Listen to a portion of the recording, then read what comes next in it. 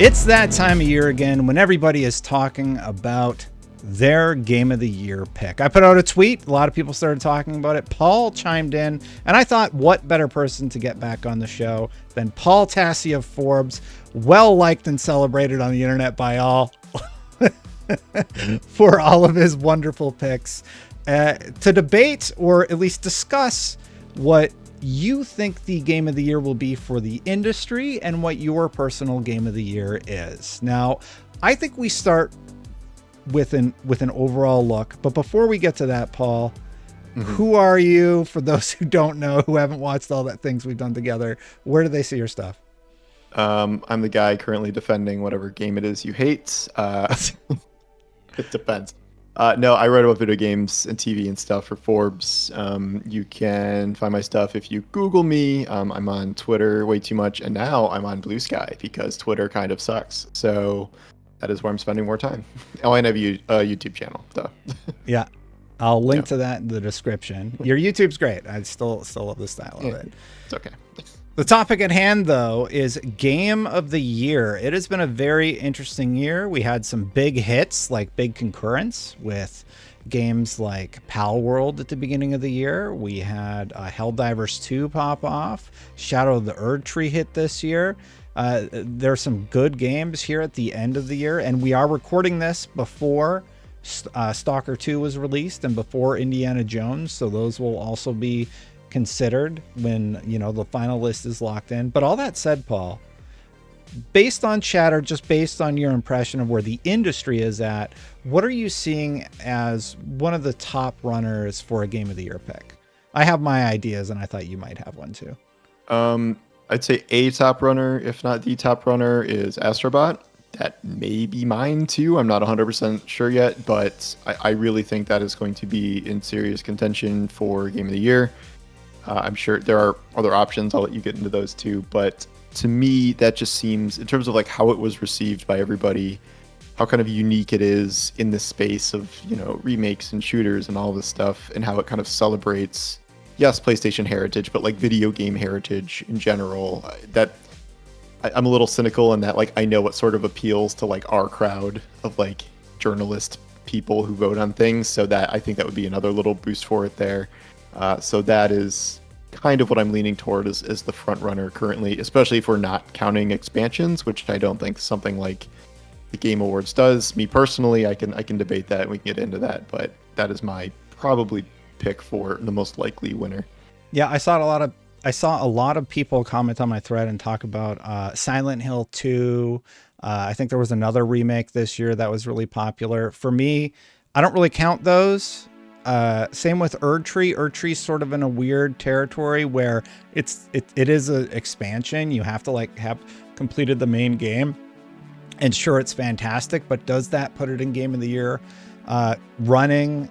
I would say yes for Erdtree, but I don't think that's the game that's going to win. It's not standalone. Wait, you wouldn't count Silent Hill 2? That's surprising.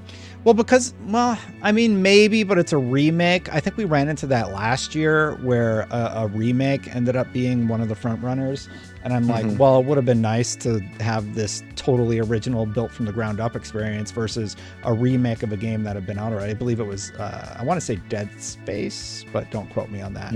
Okay. And for me, I would rather see something that is new, something that is fresh, that isn't a remake on that list, which actually kind of refutes my next entry, which is Final Fantasy VII Rebirth. I knew you were going to say that. Final Fantasy VII Rebirth is the game that I think will... One of two things are going to happen with Final Fantasy VII Rebirth. Either it's going to get Game of the Year, in my opinion. Not my Game of the Year, but I do think it will be the one people remember the most. Or it will be forgotten because it came out in the beginning of the year. And I do think there is... What do they call it? The Twitter sphere calls it recency bias. Recency bias. Yeah. Yes. With something like Astro Bot, because it is a fantastic game. It's recent in your memory. It didn't come out in February or whenever Final Fantasy came up. But Final Fantasy is a gorgeous game. It is a remake, though. But I still think it would win in the industry. It's not on my list, mainly because I haven't played it very much. And I'll just say I haven't played it at all. and I need to. Don't pretend like you've played it. Yeah, not going to pretend. I didn't touch that game. I need to. No. I played more Final Fantasy 16 than I did the 7 remix. Because I didn't finish the first one. As we go here, I think we can discuss, like, not all of us have played the obvious contenders. Like, I haven't played Metaphor. I know you've played Metaphor. Like, you know, back and forth. We haven't played everything. We don't have time to play literally everything yet. I mean, there's still time. It's, you know, mid-November, but... How do you feel about this era of remakes? Like, we kind of touched on it a little bit, but do you think a game like Final Fantasy or Silent Hill should be able to be in Game of Year contention, especially a year like 2024 when there's so many original ideas that are in the running? I'm okay with remakes, not remasters. Remasters are different. It's, you know, those can be nice to play and improved and stuff, but like, I think you definitely have to consider absolutely Final Fantasy is like essentially a new game. Like, yes, it's the same characters and same storyline with some changes, but that it's enough of a wildly different experience where I think that would certainly count. I'm not sure the difference between Silent Hill 2 and the original, like to that degree, if it's, you know, that much separated. Like, I get it's way more modern, but at least in Final Fantasy's case, if we're talking about that specifically, I get the distinction, and like, no, I absolutely wouldn't disqualify that. And I don't think people are going to forget about it. I think the top two are probably going to be Astro Bot and Final Fantasy if I had to guess, but we'll see. I do think you seeing you brought it up and went there, Metaphor does have a chance. Everybody who plays that game is very surprised by just the subtlety of the commentary in it and how well it's executed, the conversations that they're trying to bring forth within that world. And it's shockingly violent from like the first time you play it. It's really, really cool. And right away, you know, okay, this isn't Persona. This is definitely a unique experience. They're tackling larger issues here. And they also have a very interesting UI. They have a very interesting time mechanic. And I played it at the Xbox event for the length of the demo there, and it really caught me off guard because it was more about relationship building, and the combat was also good. It's like a turn-based combat game, so that aspect was really solid. And do you like Persona? Like, do you play those no games? I'm not super into Persona. I'm not like a big fan of these franchises, but this one, because of what happens at the beginning, I was immediately intrigued. And admittedly, I need to play way more than I have. I only have a few hours in the game. So for me, just hearing the chatter about it, I do see it potentially being in the running for Game of the Year. I don't think it's my pick, but I do think that game and Final Fantasy VII will be the front runners. I don't know about Astro Bot. Maybe Astro Bot. You don't know about Astro Bot? I would be surprised. I mean, if there is one game I want to play before the end of the year, it's Metaphor, like based on everything I've heard. So maybe I'll change my tune then. But in our industry, I don't know. I would be surprised if Astro Bot was not a top contender. The rest of them, yeah, we can debate what else will be on the list. But yeah, I'm curious about your personal picks besides like the industry things we think are going to happen. So I'm going to hold off on my number one. We'll get to that closer to the end of the show. But there's one game on our list that both of us actually agreed on in our top contender, and that was Space Marine 2. Now, I'm not a big Space Marine person. I don't have the figurines. I don't play the tabletop, but this was a very pleasant surprise. Getting the chainsaw enemies. It's very simple from a mechanics perspective, right? You kind of know everything after the tutorial section, and by the time the logo splash hits, you know what you're getting into. Later, you can do the co-op missions, and you get access to a few different types of Space Marines that you can utilize. But what a great game!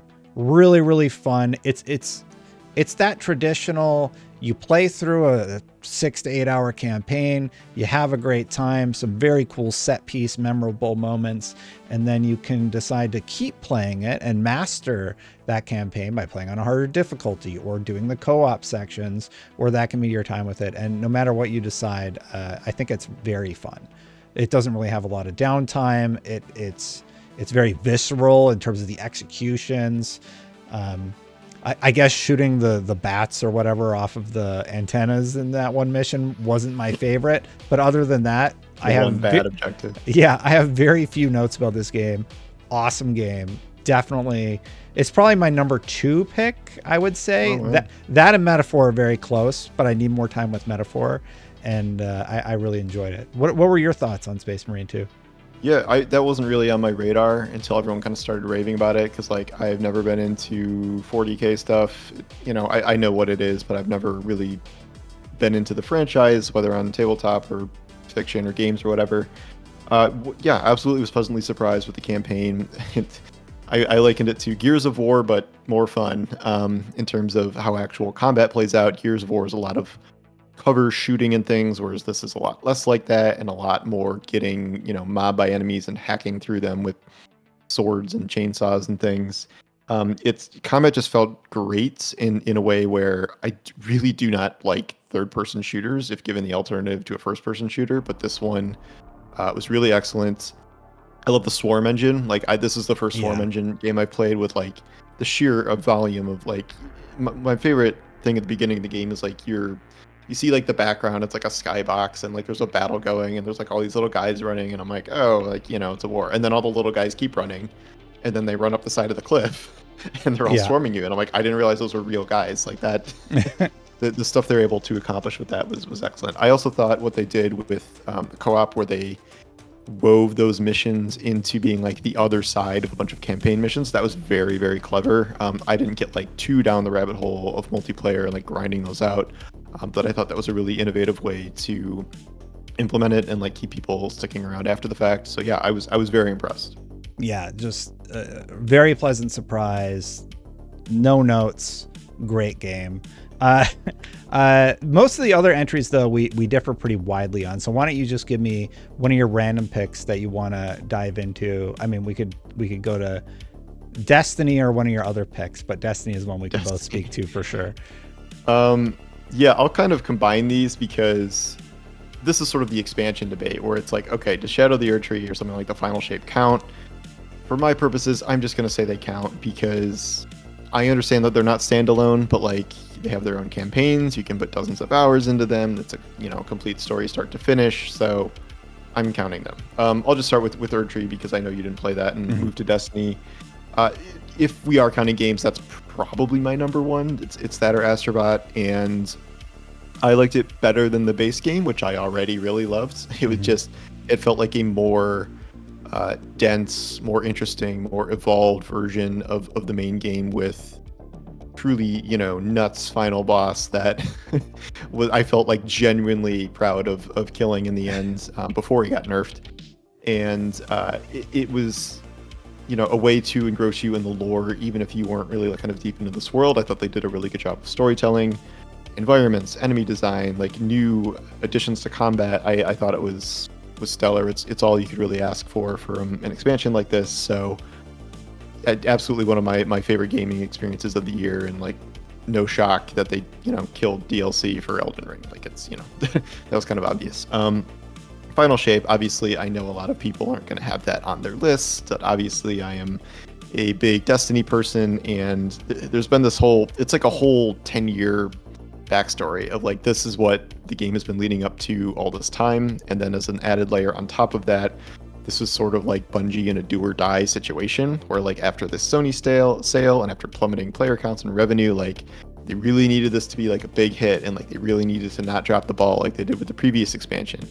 And they delivered. It's the best expansion out of many, many good expansions. And at the time at launch, the player base generally seemed to agree that it was stellar. It was an excellent end to the series, and now we are past the end of that, and that's a whole new saga. Yeah. And there's questions about whether it should be continuing and in what form. But the Final Shape, I the whole recency bias thing, I don't want to forget how good it felt to play and beat that for the first time, and because it really did feel like kind of chef's kiss way to end the current 10-year saga of the series.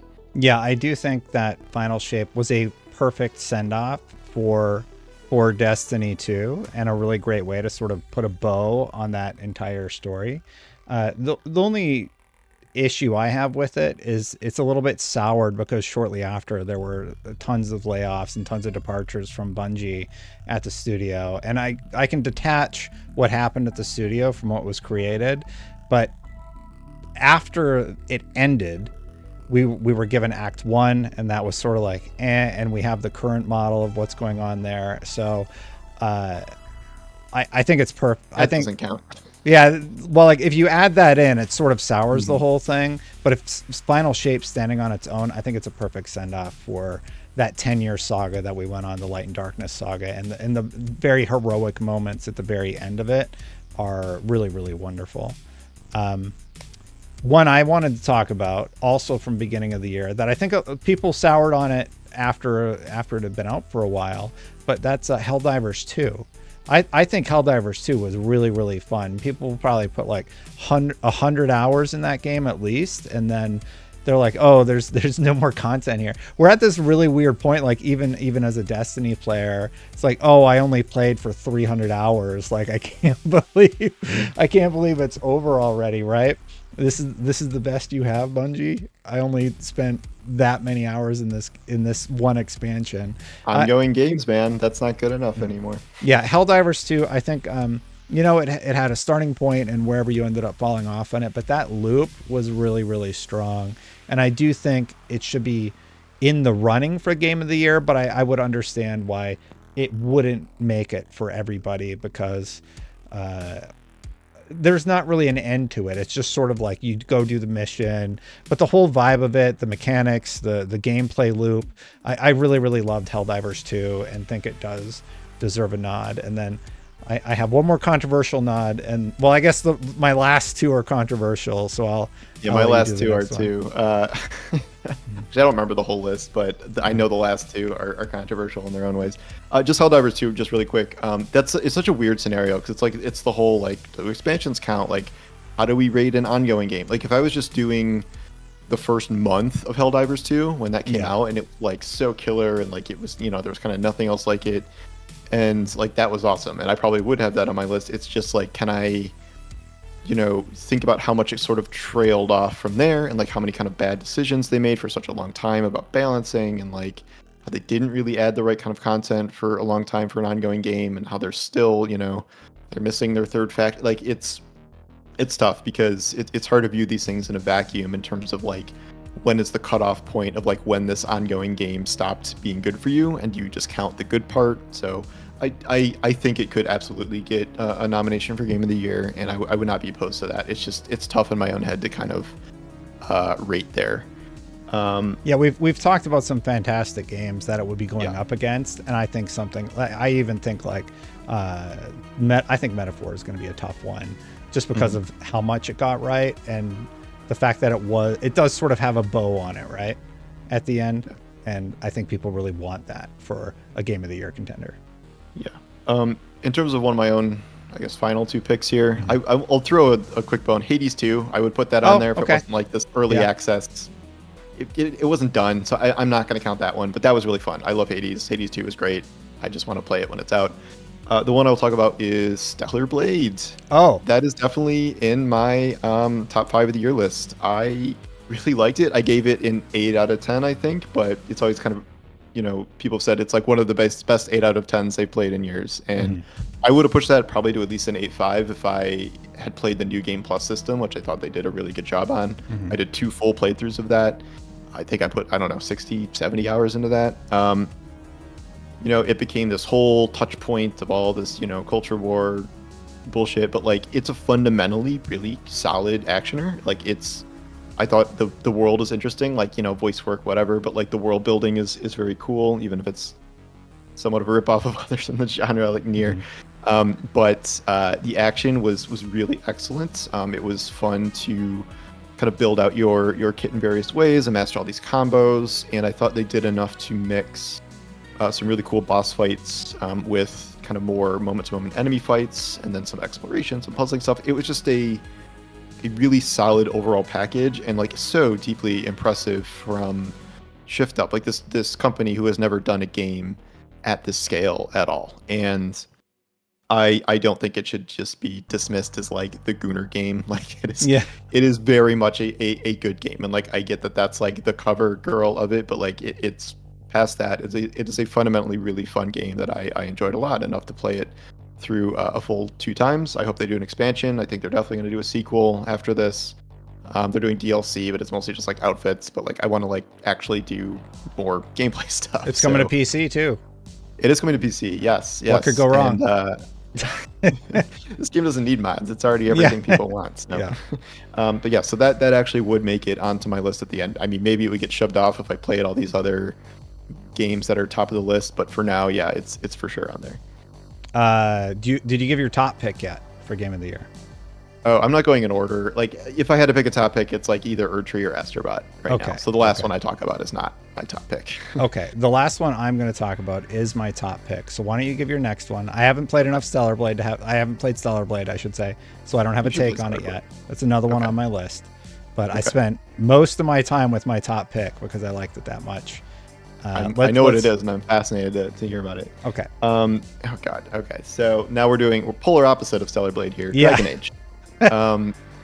Again, very controversial for opposite reasons. That's a whole thing, but there is also a general complaint of like, they lost the plot. It's been 10 years. Like, this is an affront to Dragon Age. It's a very fun and enjoyable game for me. I get that there is this sort of big internet backlash to it, and people hate you saying anything positive about it, but like I legitimately had a very good time with it. I like how combat works now. It's very arcadey. There are really interesting builds you can make with like, there is a loot system without it being like a true looter. There's a lot of really fantastic kind of fun combinations you can make between all your skills and gear, your compatriots. It does take a while to warm up. At first, the levels seem like overly linear, really, really crowded. The team is like, okay, but like you push in, you get more time into it. I think the team dynamic really comes together. And the level design really kind of unfolds itself in a way that is really interesting. It is linear to some extent. It's a lot of like hallways and alleyways and stuff, but it's also very explorable, and you're trying to find these like 100+ chests all over the map. That's like how you gear up fundamentally. Story, I've said this before, like I'm not a big Dragon Age fan, and that will discount my opinion for many people, which I get. But even not knowing very much about Dragon Age, I thought the world building they did here, and even I can recognize some of the just insane lore implications they did by the end of the game. I did go through and make I made a whole new rook of opposite choices, opposite personality. The biggest flaw with the game, I think, and why it's at like kind of the bottom of my list here, would be the choices you make are not impactful. Like there's like 2 choices that really feel impactful, and then to like dramatically change your game, it's like, well, don't do any of the loyalty quests and like everyone dies. Like that doesn't really count. And then also it's a little too like happy-go-lucky, like everyone's friends, like there's no conflicts, like you can't be even like, not only can you not be evil, you can't really even be an asshole. You're just like kind of brusque. And like I get that that's kind of the vibe they were going for, but like it's a very PG rated, M rated game, so that aspect didn't quite work for me. But generally speaking, really, really enjoyed it. And I get if you didn't, but if you're just kind of repeating things you've heard on the internet, like maybe give it a shot when it's on sale sometime. It might surprise you. Yeah, I wanted to decide for myself, so I actually put in 6-7 hours into the game. I didn't get very far, recruited the first character or 2 that you meet. I echo a lot of your criticisms with it, but I think for me, what I would call weak storytelling, it just totally took me out of the experience. The not being able to play as evil, not being able to be like straight up mean. This is one of my favorite things about Mass Effect. It's like, if you want to be a jerk to somebody, I know you have the Paragon Renegade system. Like you can just murder people in that game. And that's sort of the fun, right? Being able to act out your evil side, so to speak, but like it's a video game, so who cares? And I feel like I'm playing a Saturday morning cartoon when I play Dragon Age Veilguard, where literally none of the stakes actually matter, and I'm being like explained the reason we're on the quest for the 10th time. And especially early on, it is very grating, and the levels do feel super linear. And the Schreier report that came out about how it was originally developed one way, and they had to sort of like retool it so that it worked in a single player You could very much feel that. Like this feels like a game that was reworked like 5 times. But yeah, I don't know. It's very cliche, but like it gets better.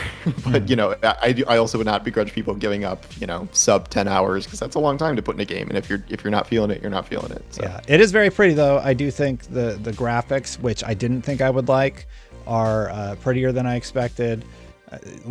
I mean, I don't know what it is, just something about every once in a while you'll be like looking at the water and it's reflecting everything and it just looks really nice. I don't know. I don't have the right words to describe why I think it looks really nice in moments, but water. Yeah. Water is very important in all video games, as we know. But there are moments in terms of graphics and the gameplay. The actual combat is actually, it does have that root of the combat loop that BioWare had sort of been working on with Andromeda, with the primers and detonators and those systems and how they intermingle with each other. So those are two positive things I can say about it, but I'm not a big fan of the writing this far. I find Hardigan incredibly grating, like even just a few hours in. Just Harding. yeah, just constantly unsure of what anything, any little thing. I'm just like, can we go kill the bad guys, please? So yeah. All right. And my number one pick, I honestly, like, the only one that might give it a run for its money is probably Metaphor for me. But my pick for game of the year, and I'm not going to talk about, I put Call of Duty on my list on Twitter, but that's bottom on my list. I'm going to talk about my actual game of the year pick. It's Black Myth Wukong. I loved Black Myth Wukong. I love that it is a nod to Journey to the West, that it has all of this history and nuance about China within it, and you actually go to places that were faithfully recreated in their world. A lot of people have criticized it, saying it feels like a boss rush. I don't see that as a negative. I actually like that aspect of it, about having to retool your character and sort of just defeat these larger than life bosses. I like sort of the like subtle stories. Like later on you fight, I don't remember her name, but she's like a lady that becomes a serpent and you fight her in the snow level. It's a very beautiful setting, and there's sort of a dialogue between the two characters there and some friction. And it feels like there's more to be told within the story, and I really like what the team did with it. I think it looks absolutely gorgeous, and it's the one that it sticks out in my memory as the most enjoyable. It felt like a really, I don't know how else to describe it, but a purity of gameplay attempt from the developer that I haven't really seen. Like, it seemed like they were trying to figure out a lot of stuff and sort of do their own thing within the Souls-like genre, but it's not really a Souls-like, and it does have the boss rush mechanics, and I really like it. So hits the right notes in combat for me, hits the right notes in terms of boss design and the enemies that you do end up facing. Pacing feels pretty solid. When you get past like the sand boss, I was like jumping out of my seat because I was so happy. Probably the same emotion you had with Erdtree when you beat the final boss.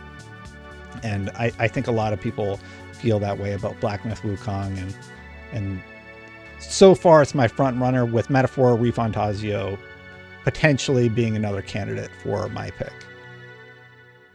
And I think that's it. Did we go through everything?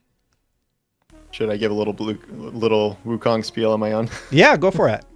Not to another terrible take coming. No, I fully understand why everybody likes Wukong so much. I take all your points. I think it's gorgeous. I think the narrative is great. Combat is fun. I am one of the people who didn't really like the boss rush aspect of it. It never really stopped, and like it just felt like, okay, I'm gonna do this. I'm gonna memorize these attack patterns. I'm gonna kill the boss, and then next thing. And like it reminded me of Monster Hunter a little bit in that sense, where it's like you're gearing up to take down this thing. But I think Monster Hunter, with its farming and its wildly different bosses, like that felt a little more compelling to me. And the main thing that I didn't like about Wukong was the level design. It was like labyrinthine in a way I did not terribly enjoy, with no map, and like it felt like there was a lot of time wandering around, and it just didn't quite make the game flow as much as I would like it to. There were some like puzzle, unlock this door, how do we do this thing segments that were good, but on the whole, that was kind of my issue with it. But deeply impressive game, both from a technical standpoint and how it resonated. Like those numbers are insane. Like you know, they're borderline, you know, industry revolutionary. And like, yes, it's China, but like that counts. China's a country, and those are players. Like that definitely counts. So there's I people think in China, believe it or not, who like video games. Again, it reminds me of Celebrate in a way where it's like a really impressive effort from a studio that's like I mean, Journey to the West isn't like a new IP, but you know what I mean. Like it's the first in a series. It's not a developer who does things at this scale. Like I'm a sucker for first entries from anybody. So like anytime it's like a first attempt at something like this, like Mass Effect 1's my favorite game.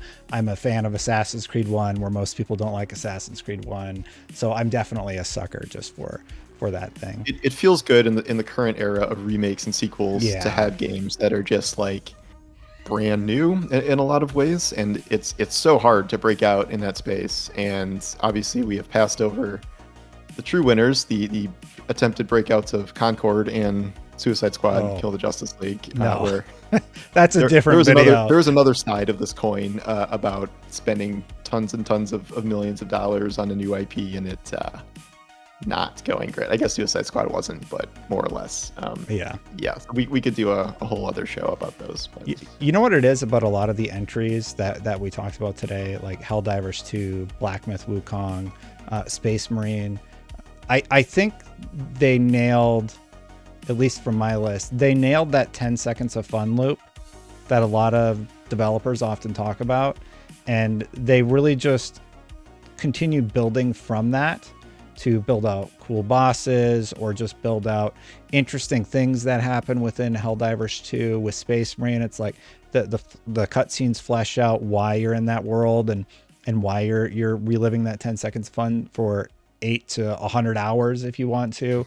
And that's really refreshing. It's really nice to see all of these games that really have just an awesome gameplay. Even Astro Bot. I haven't played Astro Bot. That's the main reason I haven't put it on my list probably.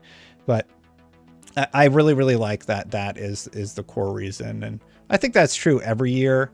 But sometimes it's, you know, graphically it was really good and maybe gameplay suffered. But there's something really pure about the entries this year. Even something like Pal World, which just modernized like the Pokemon formula in an interesting way.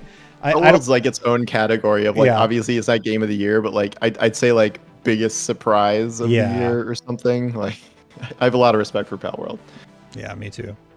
I think that about wraps it up, Paul. Thanks so much for just talking game of the year a little bit. I did this live earlier and I was like, let's get Paul on because his list was a little different than mine and we can sort of talk about our gaps in knowledge with each other. And play Astro Bot and Stellar Blade. Those two. Yeah. I'm assigning you that. I'll play Metaphor. So I got to play those. I got to play more Metaphor. I still got to play Final Fantasy VII.